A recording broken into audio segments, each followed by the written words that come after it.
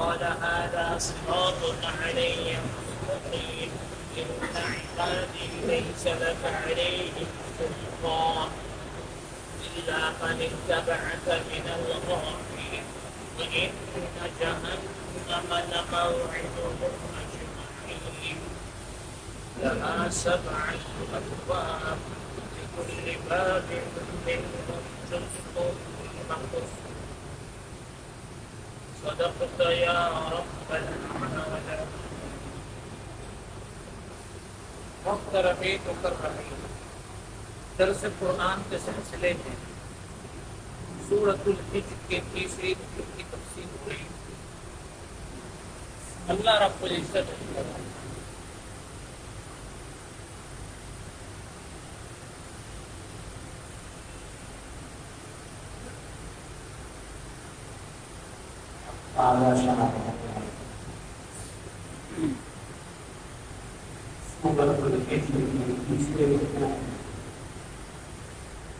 ایک قدیم اور عظیم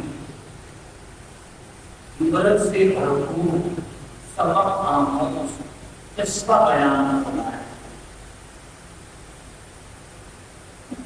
ہفتہ شام میں اس قصے میں انسان اور شیطان میں فرق بتایا ہے۔ انسان اس کو کہتے ہیں، شیطان اس کو بقیت الجنان کی پانے قرآن میں حضرت مفسر دیتے ہیں کہ شیطان سے جب پوچھا تم نے سجدہ کیوں نہیں کیا، اس نے کہا خیر ممکن ہے، میں اس سے بہتر ہوں، میں افضل ہوں، میں اپنے آپ کو بڑا سمجھتا ہوں، وہ بہت چھوٹا آدمی ہے، میں ناری ہوں، وہ خاکی ہے، اللہ آگ اور مٹی کا آپس میں کیا میل کرتا ہے۔ ایک جگہ سورۃ الحجر میں فرمایا کہ تم نے سجدہ کیوں نہیں کیا، لم اکن لاسجد لبشر، میں بشر کو نیچ سمجھتا ہوں، کوئی عزت نہیں ہے میرے نزدیک بشر ہونے کی، عزت کوئی عزت نہیں، توہین کی اس نے کہ بشر کو میں سجدہ نہیں کر سکتا۔ اللہ رب العزت جب اس نے کہا کہ تو اب یہاں سے نکل جا، تو مردود فخرج منہا فإنک رجیم، جنت سے نکل جا، تو مردود ہے، راندہ درگاہ ہے، دھلکارا ہوا ہے، ایک اور خطاب کو لے کے جا، وَإِنَّ عَلَيْكَ اللَّعْنَةَ إِلَىٰ يَوْمِ الدِّينِ، رب کریم تیرے اوپر پھٹکار لعنت ہے، صرف 1 مہینے 1.5 سال کے لیے نہیں، جب تک بدلے کا دن نہیں آتا، میدان معاشر میں انصاف کے کٹہرے میں لوگ نہیں آ جاتے، تیرے اوپر میری لعنت۔ تفسیر بغری اللہ تعالی سلام اللہ پانی رحمۃ اللہ علیہ لکھتے ہیں کہ تمام اہل سما جتنے آسمان والے ہیں اس کی پھٹکار اس پر برستی ہے، اہل الارض جتنے زمین والے ہیں اس پر شیطان کی پھٹکار برستی ہے۔ بلکہ لکھتے ہیں کہ ہر جاندار جو بھی جان والی چیز ہے، مخلوق کے عقل ہونا وہ صبح شام شیطان پر لعنت برساتی ہے۔ یہ کتاب اس کو قیامت تک ملتا ہے۔ لعنت کا ترجمہ ہے بعد عن رحمت اللہ، مایوس ہو جائے اس کو لعنتی کہتے ہیں کہ وہ لعنتی ہے۔ اس لیے ذخیرہ احادیث کا مطالعہ کرنے سے بات یاد آتی ہے کہ کوئی مسلمان کسی مسلمان پر لعنت نہ برسے، نہ زبان سے اشارت کرے نہ ہاتھ سے اس کو لعنت کرے۔ اور اس کی وجہ بتائے، اگر آپ نے کسی کو لعنتی کہا یا اشارہ کر دیا، اگر تو اس کا مستحق نہ تو ٹھیک ہے، ورنہ وہ لعنت آپ پر برسنے کا مطلب یہ ہے کہ اللہ رب العزت کی رحمت سے جو تم قریب تھے لعنت برسانے کی وجہ سے دور ہو۔ اور یہ عادت اگر ہو گئی تو آدمی زحمتوں میں گرفتار ہوتا ہے، اللہ کی رحمتوں سے دور ہوتا ہے، تو پھر پریشان ہو کے پوچھتے کیا وجہ یہی ہے کہ اپنے آپ کو خود لعنت کرتا۔ انسان اور شیطان کا فرق پتہ ہے۔ آدم علیہ السلام اللہ رب العزت نے جب فرمایا کہ اب آپ جنت سے آپ کو نکلنا ہوگا، ایک لمحہ بھی اب آپ جنت میں نہیں رہ سکتے، آپ کہہ سکتے تھے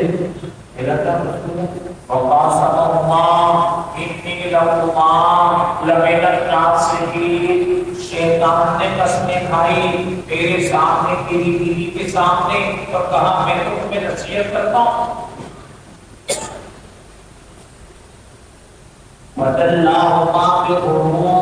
ہمارا کوئی قصور نہیں تھا یا اللہ، ہمیں اس نے راستہ بتایا، تیسری بات اس نے ہمارے ساتھ دھوکہ کیا، ہمیں تو پتہ نہیں تھا، کوئی منطق نہیں چلا۔ شیطان نے کیا کیا؟ اللہ پاک نے فرمایا کہ تو مردود ہے ایک، تو ملعون ہے دو، اب تو یہاں سے نکل جا تین۔ اس نے کہا رب فانظرنی الی یوم یبعثون، اے اللہ جب دوبارہ میں قبروں سے اٹھیں گے نا مجھے اس وقت تک دل دے۔ عجیب نکتہ لکھا ہے، اتنا ہوشیار ہے شیطان کہ اپنے آپ کو موت سے بچانے کی کوشش کی۔ ایسا گمبھیر مسئلہ تھا، جنت سے نکال دیا، ملعون کر دیا، لیکن دماغ کتنا چل رہا تھا، اس نے کہا اے اللہ جب دوبارہ سور پھونکیں گے نا اس وقت تک تو مجھے زندہ ہی رکھ۔ اللہ نے تو فرمایا چوتھے پارے میں کل نفس ذائقۃ الموت، ہر نفس کو موت کا مزہ چکھنا ہے، فإنما توفون أجوركم يوم القيامة، جو بھی تم کرو گے تمہیں پورا بدلہ دیا جائے گا۔ ومن زحزح عن النار وأدخل الجنة فقد فاز، جو دوزخ سے ہٹا لیا گیا، چھڑا لیا گیا، جنت میں داخل کر دیا گیا، حقیقی کامیاب تو وہی شخص ہے۔ اللہ پاک نے اقترب للناس میں فرمایا کل نفس ذائقۃ الموت وَنَبْلُوكُمْ بِالشَّرِّ وَالْخَيْرِ فِتْنَةً وَإِلَيْنَا تُرْجَعُونَ۔ ہر نفس کو موت کا مزہ چکھ رہے، موت سے کوئی بچ نہیں سکتا، خیر سے بھی ہم تمہاری آزمائش کریں گے، نعمتیں دیں گے، بھلائیاں دیں گے، خوب خواہشات کی چیزیں دیں گے، تمہارے دل کو بھلی لگے، آپ دیکھیں گے اس میں کیا کرتا ہے، 100 میں سے کتنے نمبر لگتے ہیں۔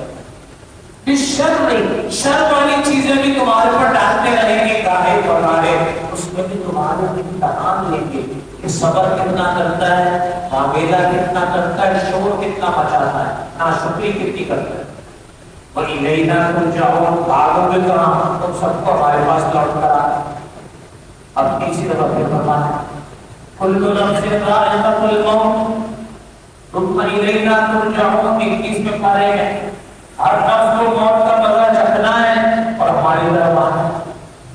پھر 20ویں پارے میں فرمایا كُلُّ شَيْءٍ هَالِكٌ إِلَّا وَجْهَهُ، ہر ایک پر ہلاکت موت آئے گی، رب ذوالجلال کو اس سے بچ جائے گا۔ اور سورہ رحمان کی آیت کو سب کو پتا ہے كُلُّ مَنْ عَلَيْهَا فَانٍ وَيَبْقَىٰ وَجْهُ رَبِّكَ ذُو الْجَلَالِ وَالْإِكْرَامِ، زمین پر جو ہے اس کو فنا ہے، اور باقی کون ہے؟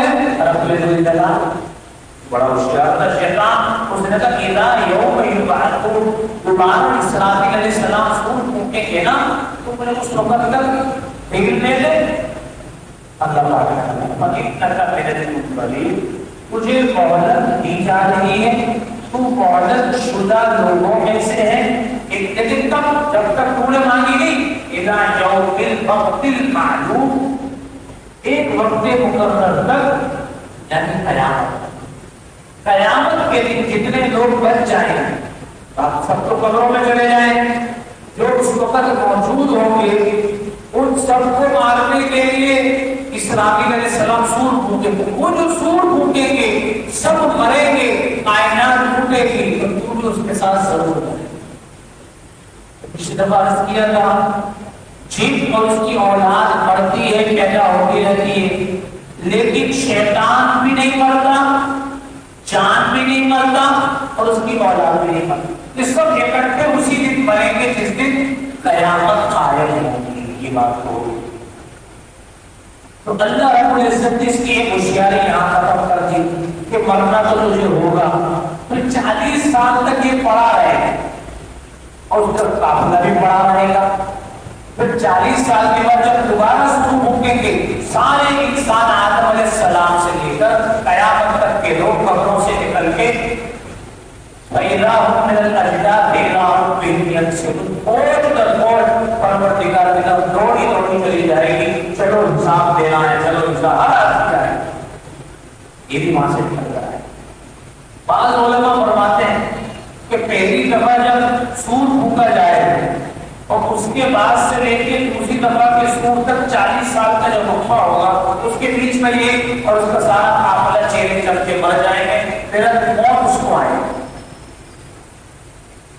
اب فوراً کیا کہنے لگا ہے 39 میں اور بے بیمار ہوئی نہیں، پروردگار میرا کیا قصور ہے، راہ سے ہٹایا تو آپ نے، دیر آپ کو آپ نے کیا ہے، گمراہ مجھے آپ نے کیا ہے.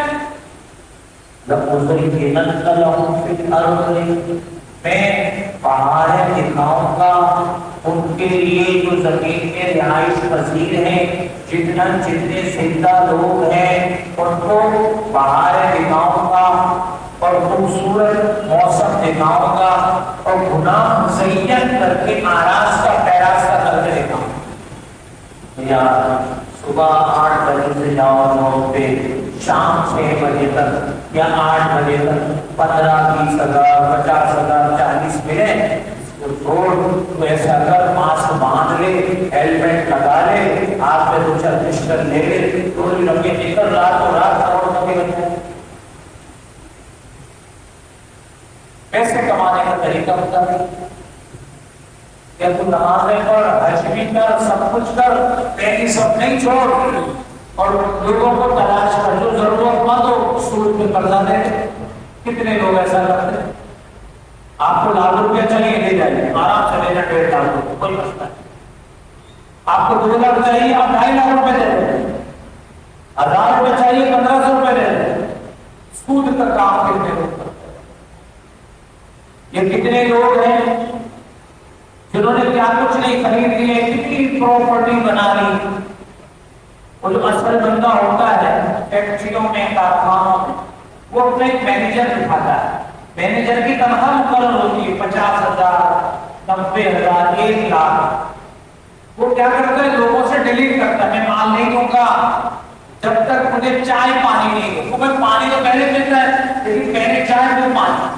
اور اس میں وہ تنخواہ اس کی 90,000 ہے اور وہاں رشوت میں وہ لاکھوں روپے بنا. یہی حال سفید وردی والوں کا اور کالی وردی والوں کا. ان کی تنخواہیں مقرر ہے لیکن وہ رشوت کے زور پر اتنی مالیت بناتے ہیں کہ آدمی سوچ نہیں سکتا. تو شیطان ہر ایک کو راستہ بتاتا ہے. آج کل یوٹیوب پہ لوگ بہت ساری کمائی کر رہے ہیں. آپ اپنا دیکھو بدون ڈاؤن کا یوٹیوب پہ کمائی اکثر و بیشتر حرام ناجائز. کتنے لوگ یوٹیوب کے ذریعے کمائی کرتے ہیں، گھر بیٹھے کمائی کرتے ہیں. شیئرز کی خرید و فروخت، لوگوں کو مسئلہ معلوم نہیں ہے. حالانکہ شیئرز کی خرید و فروخت اس پر پورا رسالہ اردو میں لکھا ہوا ہے، پھر پڑھنے کو کوئی تیار نہیں۔ جیسے سمجھ میں آتا ہے شیئرز موجود ہو نہ ہو، کاروبار کرنا ہے بڑی کیا کیا کرنا ہے۔ اسی طریقے سے گھر بیٹھے ایک بائک لے لو، پھر لوگوں کو لاتے رہو اور اس کے اوپر پروفٹ دیتے رہو۔ 10 آدمی آپ لے کر آئے تو 10 آدمیوں نے جتنی بائکیں خریدی ہر اسکوٹر پہ آپ کو الگ سے ملے گی۔ یا آپ نے 1 لاکھ روپے کی بائک لی تو انہوں نے کہا انشور کرا دو، انشورنس کرا دو، جل گئی، چوری ہو گئی، انشورنس کتنے کا؟ 10,000 کا، 15-20,000 کا۔ 1 لاکھ کی گاڑی آپ کو 10,000 میں دے رہا ہے تو یہ انشورنس ہے، یہ چونا ہے، یہ بیمہ پالیسی کیا ہے، قومی بچت اسکیم کیا ہے؟ یہ حرام۔ تو شیطان نے کیا کہا؟ میں ان کے لیے حرام چیزوں کو خوبصورت بناؤ کہ تھوڑے وقت میں تم مالدار بن جاؤ۔ یہ تو ایک مالی معاملات کی بات ہے۔ عقائد کے اعتبار سے اس نے لوگوں کو گمراہ کیا کہ دیکھو یہ جتنے بزرگ تھے نا، یہی خدا نے تمہارے ان کی مورتیاں بناؤ۔ بت پرستی میں لوگوں کو لگا دی، عبادت میں لوگوں کو گمراہ کر دیا۔ عاشق رسول کے نام سے اس نے لوگوں کو کیا کیا کہ ربیع الاول آنے والا ہے، میلاد نہیں منایا نا تو حضور کے سفارش نہیں کرے گا۔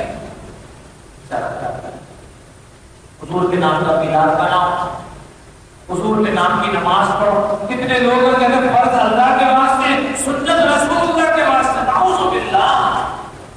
کتنے لوگ ہیں اگر ہم پوچھنے کے لیے آتے سنت تو حضور کی ہوتی ہے۔ کہتے ہیں ابھی قربانی میں 6 حصے ہمارے گھر والوں کی طرف سے اور 1 حصہ اللہ کے لیے۔ سارے 7 حصے اللہ کے لیے بھائی، پھر 1 حصہ اللہ کی طرف سے کر دے، پیر قبلے کی طرف اللہ جزا ہے، اللہ جزا ہے۔ تو شیطان کسی کو بھی نہیں چھوڑتا، کسی کو نہیں چھوڑتا، ہر زاویہ نگاہ سے اس کو تباہ کرنا ہے، برباد کرنے کے لگا۔ اخلاقیات میں، معاشرت میں، رہن سہن جس کو کہتے ہیں، ادھر پہلی صف میں گھٹنے لگ رہا ہے، مصلی بچھا کے پہلی صف میں نماز پڑھنے صحابہ۔ شورٹ کپڑے پہن کے مسجد میں، مکہ مسجد کی بات کر رہا ہوں، پر عبادت تو کر رہے ہیں، مولوی کا دل تھوڑی ہے، نبیوں کے کھڑے ہو جاؤ، تم تھوڑی روکے گے، تم ایسی پاور کپڑوں کیا ہے؟ شورٹ کپڑے پہلے گھر میں پہننے میں شرم آتی تھی، اب پھر گلیوں میں آنا شروع ہو گئے، اب مسجدوں میں چھوٹے چھوٹے کپڑے پہن۔ غلط کہہ رہا ہوں صحیح کہہ رہا ہوں؟ آپ روڈ پہ دکھائیں، ان کو ٹوکے اگر آپ کے خیر میں میں خوبصورت کروں گا گناہ۔ تو ہمارے رہن سہن میں رات کو ہم جو کپڑے پہن کے سوتے ہیں، مفسرین لکھتے ہیں اگر مر رہے تو انگریز کے کپڑے پہن کے یہودیوں کی اسٹائل میں مرا ہے، لباس کون سا ہے؟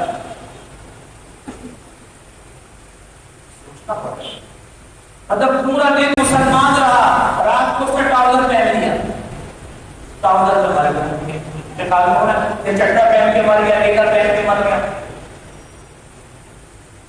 رات کا لباس حضور صلی اللہ علیہ وسلم نے رکھا ہے، آپ شلوار باندھ رکھو رات کی بات، آپ علیہ السلام نے لنگی باندھی، سنت سے نہیں ہٹو، لیکن کہنا نہیں اللہ اسے کینن نہ لو، میں ان کے لیے خوبصورت کروں گا گناہ۔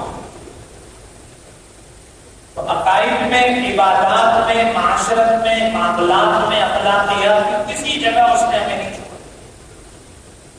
بہن سے قطع تعلق ہے، بھائیوں سے قطع تعلق ہے، کئی لوگ ہیں وہ باپ سے ناراض ہے، باپ ان سے ناراض ہے، آپ کر دیتے ہیں، یہ مسجد میں ملا، یہاں کی نمازیاں ملا، باپ کو بولے مجھ سے راضی ہو جائے، تیرا داخلہ گھر میں بند کر دیا۔ اخلاقیات کا چیپٹر پورا ہے ہمارا، بدمان کرو، روزہ رکھو، زکات کو، حج کو، عمرے کرتے رہو، جب روزہ جنت نہ لاؤ، جب اور آدمی میں حق پر ہوں، میں غلط تھوڑی ہوں، اسے میں ناجائز کیا ہے، میں اس کا حق نہیں دیکھوں گا، بات نہیں کروں گا، بلکہ بندوں کو کہتے میرے جنازے میں بھی نہیں آنے دینا، اٹھ کے منع کر دینا تجھ کو، بھائی میرے دشمن یہاں سے چلے جائیں، پھر واپس لڑ جانا. کوئی کسی کا حصہ ختم نہیں کر سکتا، لیکن آپ کہتے ہیں کہ فلاں فلاں کو میں نے اپنی جائیداد سے کیا کر دیا؟ آگ کر دیا. باقاعدہ نام لے لیتے آگ کر دیا. کیوں لفظ یہ شیطان نے ان کے لیے خوبصورت بنایا گناہ کو. اب دیکھیے حکومت کسے کام کرا کے پٹائی کر کے تشدد کر کے. ذخیرۃ الجنان میں لکھا ہے کہ شیطان پٹائی بھی نہیں کرتا، رسی بھی نہیں باندھتا، صرف خوبصورت کر کے آپ کے سامنے چیزیں پیش کرتا ہے. کوئی مسئلہ نہیں دیتا، کوئی مسئلہ نہیں. تو اللہ کے اوپر ڈالا. ذخیرۃ الجنان میں لکھا کہ شیطان نے اللہ پر ڈالا، اور اب لوگ جو اللہ کی نافرمانی کرتے تو کس پر ڈالتے ہیں؟ شیطان پر ڈالتے. شیطان نے کرایا. میں سب کر سکتا ہوں، آپ مجھے جانتے ہیں.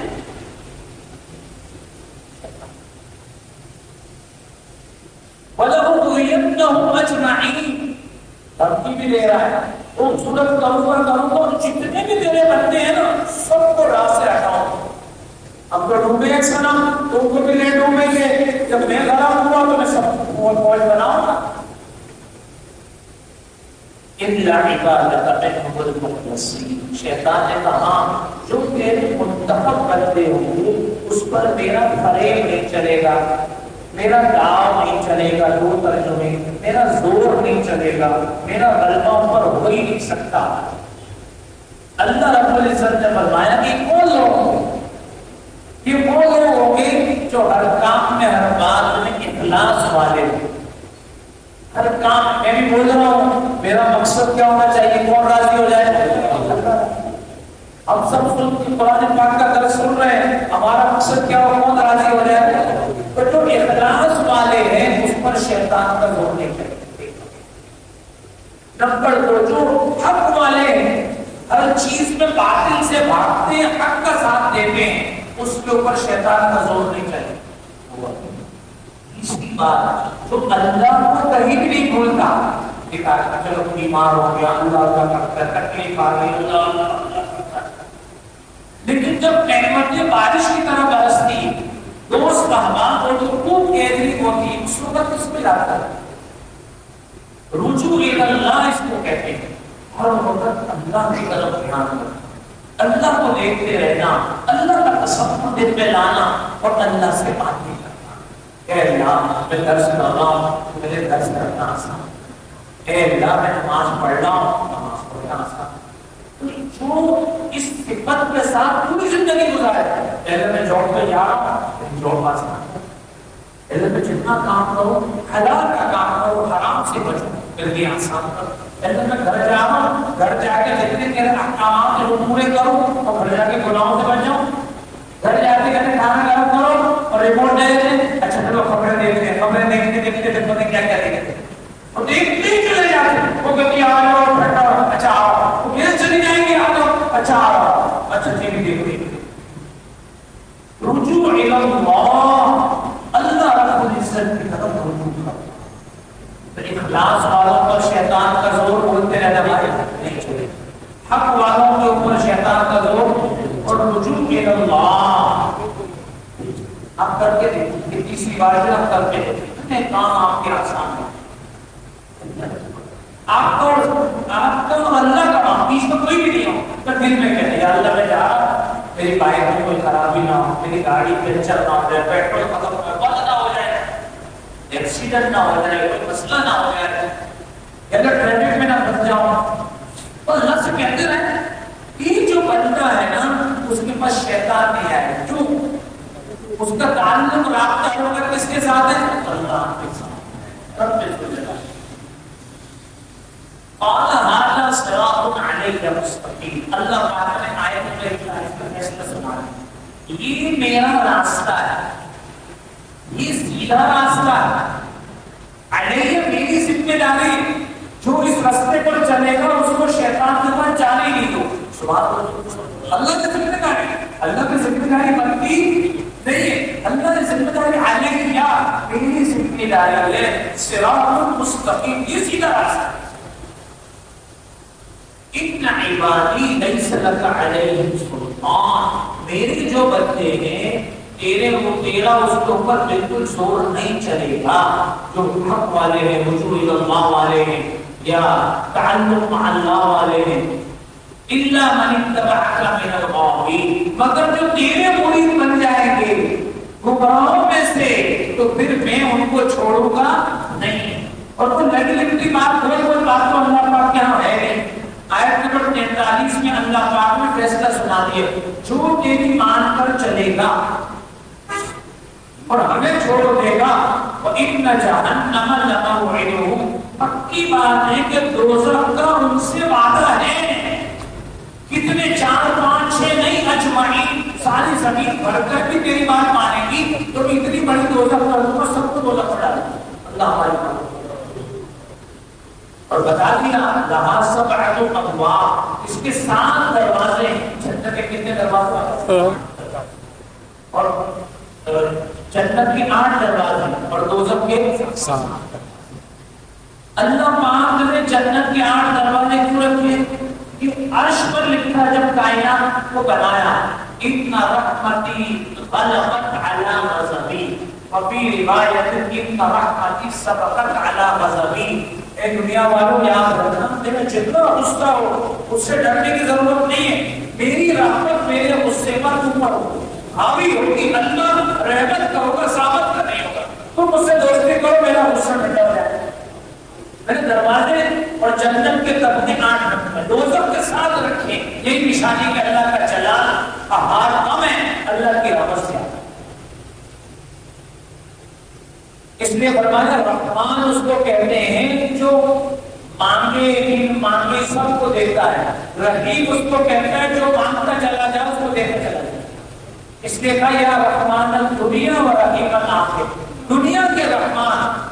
کیوں کافر اللہ کو نہیں مانتا؟ کتنے لوگ ہیں، کتنی مخلوق اللہ کو نہیں مانتی. اللہ سب کو دیتا ہے، خوب دیتا ہے. لیکن رحیم الآخرہ، آخرت میں اللہ کیا ہے؟ رحیم ہے. تو اللہ کو مان کے چلے گا تو اس کو مانتا ہے.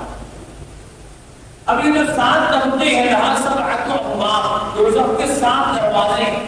ابواب باب کی جمع ہے، سبعۃ سیل کو کہتے ہیں. 7 دروازے، لکل باب، ہر دروازے کے لیے منہم، اس میں سے جزء حصہ ہے، مقسوم تقسیم کیا ہوا. تو جو سب سے اوپر ہوگا اس میں کم عذاب ہوگا، اس میں مسلمان جائیں. اللہ ہماری کون سے مسلمان بھائی؟ جو گناہ کرتے کرتے مر گئے، عقیدے ٹھیک تھے لیکن خواہشات سے نکل نہیں سکے. اللہ ہماری حفاظت کرے. اور توبہ نہیں کی اور مر گئے کہ اس آسرے میں رہے. اب کوئی شغل کرے آج سے گر ہونے تک، توبہ کر لیں گے فرشتوں کو مگر ہونے تک. جب فرشتے آئیں گے نا موت اس سے پہلے توبہ کر لیں. اللہ نے بھلے سکی توبۃ للذین یعملون السیئات حتی اذا حضر احدهم الموت قال انی تبت الآن. جو لوگ گناہ کرتے رہتے ہیں اور کہتے ہیں ہم توبہ کریں گے، اللہ ہماری توبہ قبول نہیں ہے کی، یہاں تک کہ موت کا فرشتہ نظر آ گیا اب پکی توبہ، اب توبہ کا موقع. تو پہلے طبقے میں گناہگار مسلمان جائیں، دوسرے طبقے میں عیسائی جائیں، تیسرے میں یہودی جائیں گے، چوتھے میں سائلین جائیں گے، 5ویں میں مشرکین جائیں گے، 5ویں میں مجوسی جائیں گے، 6ویں میں مشرکین جائیں گے، اور 7ویں میں ان المنافقین فی الدرک الاسفل من النار ولن تجد لهم نصیرا. 7ویں طبقے میں سب سے زیادہ دوزخ ہوگی، سب سے زیادہ عذاب ہوگا، کیونکہ 6 طبقوں کا بوجھ اس کے اوپر ہوگا. کون جائیں گے؟ منافقین کو مشرک، یہودی، عیسائی، مجوسی، سائلی، کافر، انگریز سے زیادہ عذاب کیوں ہوگا؟ لیکن نماز پڑھتا ہو، روزہ بھی رکھتا ہو، زکات بھی دیتا ہو، حج میں بھی ساتھ ہوگا. اچھی بات ہے جو لوگ صحابہ کرام پر کیچڑ اچھالتے ان پہ تنقید کرتے. تنقید کرنے والے کراچی میں 2 ہیں. ایک کھلے محار صاف لفظوں میں بکواس کرتے ہیں، گالیاں دیتے ہیں، بلکہ روڈ پہ خلفاء راشدین کے نام لیتے ہیں. اور جانوروں کی طرف سے کیا کیا کرتے ہیں. ایک تو وہ دوسرے ہیں جو پڑھے لکھے، وہ کھول طریقے سے حضرت ابی معاویہ پر، حضرت عثمان رضی اللہ عنہ، حضرت ابوبکر صدیق پر اور بہت سارے صحابہ کرام پر کیچڑ اٹھاتے ہیں. مفسرین نے لکھا ہے کہ جو حضور علیہ السلام کے زمانے میں جو منافقین تھی نا، آج کے بھی صحابہ پہ کیچڑ اٹھانے والے لوگ ان منافقین اول کی لسٹ میں ہے. قیامت میں ان کا حشر انہی منافقین کے ساتھ ہے. کتنی خطرناک بات ہے. اتنے لوگ نماز پڑھتے ہوئے کیا مسئلہ تھا، تم کے بیٹے یزید کے کیا مسئلہ تھا، اور تو نے عدالت لگائی، تو اپنے مسئلے کو سدھار کر. یہ کیا مسئلہ تھا حضرت عثمان رضی اللہ عنہ کے زمانے میں؟ یہ باقی فطرت کا کیا مسئلہ ہے؟ حضرت فاطمہ کا حق کیسے کھایا؟ وہ انبیاء جو وراثت چھوڑتے ہیں وہ کسی کو ملتی ہی نہیں ہے، کہاں سے کھایا ہے؟ کہ حضرت فاطمہ کا قدر کو صدیق نے کھا لیا. کیسے کھا لیا بھائی؟ آپ بھی پوچھی، آپ کہتے ہیں حضرت علی موجود تھے. کہاں موجود تھے؟ تو آپ کہتے ہیں علی مشکل کشا ہے، ہر مشکل کو کھول دیتے ہیں. حضرت علی مشکل کشا ہے کیا پھر سمجھو نہیں ہے؟ انہوں نے کیوں مشکل کشائی نہیں کی؟ ارے ہر بڑی سے بڑی مصیبت جب ایک آدمی خیبر کا دروازہ جس کو 40 لوگ اٹھاتے تھے اکیلے نے توڑ دیا اور فتح کر لیا، تو کیا مشکل تھا؟ ایک چھوٹا سا باغ تھا، وہ حضرت صدیق سے چھین کے حضرت فاطمہ کو دے دیتے. لیکن آپ نے اس میں کیا فرمایا؟ نحن معشر الانبیاء لا نورث ما ترکناه صدقۃ، کہ ہم انبیاء کی جو جماعت جو بھی پائی پیسہ چھوڑ کے دنیا سے جائے گی نا، وہ بیت المال میں جمع ہوگا ہماری بیویوں کو اور اولاد کو. اچھا حضرت فاطمہ کی فکر ہے، حضرت عائشہ کی ازواج مطہرات کی فکر نہیں. وہ پٹی پھٹی پڑھتے رہتے، باقی فکر کا کیا مسئلہ ہو؟ اگر مشکل کشا ہے تمہارے عقیدے کے مطابق تو حضرت علی مشکل کشائی کرے. حضرت ابوبکر صدیق کا زمانہ، حضرت عمر فاروق کے زمانے میں باغ موجود تھا، دے دیتے. حضرت عثمان کے زمانے میں دے دیتے. وہ بھی تو رہے نا، انہوں نے کیوں نہیں دیا؟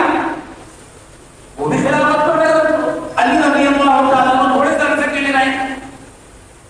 6 سال کے بعد انہوں نے کہا میں تو نہیں کر سکتا، بہت بغاوت ہو گئی. تو کیسے مشکل کشا تھے نا آپ؟ اگر مشکل کشا المدد یا علی مدد کے، یہ بات یہ عقیدہ خراب ہے، وہ بات غلط ہے. تو میں عرض کر رہا تھا کہ اللہ رب العزت نے دوزخ کے 7 دروازے، کتنے دروازے؟ 7 دروازے. منافق سب سے نیچے جائے کیونکہ وہ زبان پہ کچھ اور دل میں کچھ. الہی آپ کو رکھنا بڑا نافق زمانہ، دلوں میں کفر رکھتے ہیں بظاہر دوست کا. 2 رگی چھوڑ دے یا طرف ہو جا، سراسر ہو یا پھر سراسر سب ہو جا. 2 رگی بڑی خطرناک چیز ہے. اور میں لکل باب میں جو اس کو مقصود، ہر دروازے میں جو لوگ جائیں گے ان کا رشتہ باقاعدہ تفصیل شدہ. یہ آیت نمبر 44 تک ہو گئی تفصیل. اب اس رکوع سے علماء کرام نے کیا کیا نکات مستنبط کیے ہیں. تسہیل البیان نامی تفسیر میں حضرت مفسر لکھتے ہیں کہ اللہ رب العزت نے انسان کو کمزور مادے سے پیدا کیا، ماء مہین، طرح سلیل پانی سے پیدا کیا. امشاج نبتلی، ملتے جلتے پانی سے پیدا کیا. نبتلی وجعلناہ سمیعا بصیرا، اس پانی سے اپنے سننے والا دیکھنے والا خوبصورت بنایا کہ اپنے دیکھتا رہے کہ اللہ نے کتنا حسین بنایا. اس کے نقش و نگار، اس کی خوبصورتی. ایک انسان چھوٹے سے چھوٹے خلیات سے مرکب ہے.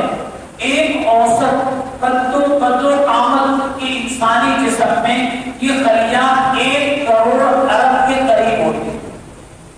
جو خلیے ہوتے ہیں چھوٹے چھوٹے ہوتے ہیں، اس کی جمع خلیات 1 کروڑ ارب کے قریب ہوتی ہے. اربوں خربوں خلیے ایک ہی خلیے سے بنتے ہیں. روزانہ کروڑوں خلیے ختم ہونے، ان کی جگہ نئے خلیے بنتے ہیں. ایک اندازے کے مطابق 1 سیکنڈ میں وہ خون کے 1,00,000 خلیے ختم بھی ہوتے ہیں اور ان کی جگہ نئے 1,00,000 خلیے جنم ہوتے ہیں۔ انسان بعض خلیے اس طرح نازک ہوتے ہیں کہ ان کی جسامت ملی میٹر کے 10 لاکھویں حصے کے برابر ہوتی ہے۔ انسانی جسامت اور اس کے چہرے کے نقش و نگار ایک بچے تک یہ اثرات اس کے کئی پشتوں تک چینج لاتے ہیں، اور اس کے اندر کہتے ہیں یہ اپنے دادا پڑ گیا ہے، یہ اپنے نانا پڑ گیا ہے، یہ اپنے چاچا پڑ گیا ہے۔ مرد کا جو مادہ تولید ہے جسے پیدا ہوتا ہے اس کو مادہ تولید کہتے ہیں، ایک مکعب کی شکل میں ہوتا ہے، جیسے کہ ہماری ایڑی ہوتی ہے اس شکل میں یہ ہوتا ہے، یہ سینٹی میٹر ہوتا ہے۔ یہ جو مادہ ہے اس میں 2.5 کروڑ حیوانات منویہ ہوتے ہیں۔ کتنے؟ 2.5 کروڑ اس مادہ منویہ سے پیدا ہو سکتے ہیں۔ عام حالات میں جب یہ پانی نکلتا ہے تو کئی مرتبہ سینٹی میٹر کے بقدر مادہ خارج ہوتا ہے۔ ماہرین نے لکھا ہے 50 کروڑ حیوانات منویہ اس میں موجود ہوتے ہیں۔ 50 کروڑ۔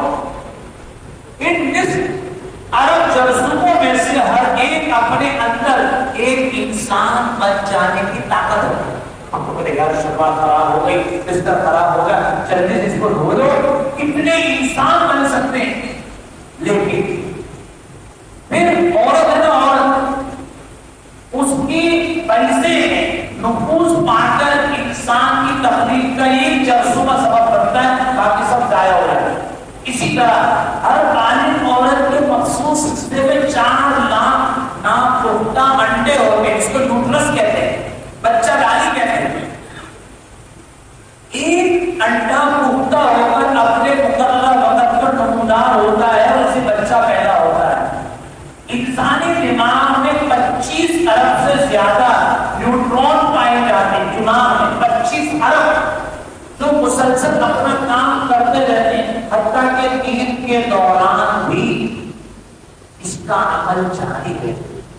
ان نیوٹرون کا تقابل اگر ساری دنیا کے ٹیلی فون کے نظام سے کیا جائے تو ٹیلی فون کا نظام پیچھے ہو جائے گا اور دماغ کے نیوٹرون کا نظام آگے بڑھ جائے گا۔